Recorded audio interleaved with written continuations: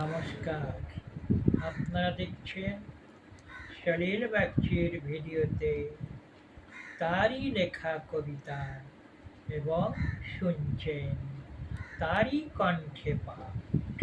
আপনারা শুনুন, দেখুন এবং লাইক দিন, কমেন্ট করুন, বিশেষ করে সাবস্ক্রাইব করুন।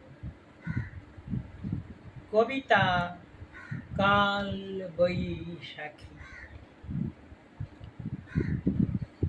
আসে দুরন্ত কাল বৈশাখী ঝড়, আজি বসন্ত সন্ধ্যায় আকাশের কোলে এসেছিল সবে গোধূলি, রাঙায় সিঁদুর রক্ত রাগে পাখিরা কুলায় গগনে গগনে যেতেছিল বাতাসে অবগাহনে, ভাসায়ে ডানা সাঁতারি নীরবে।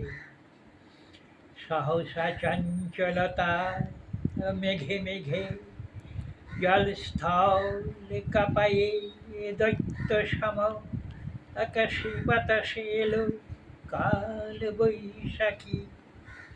উড়ে যায় শাখা পাতা ছিন্ন বোটায়, কর পরে বাজ বিদ্যুল্লতা খান খান করে দিয়ে মেঘ সামিয়ানা ভূতলে আছাড়ি ফেলেনি শোকার্ত শাবকে মাতার ক্রন্দ, প্রাণহীন দেহতা ভূমিতে শয়ান।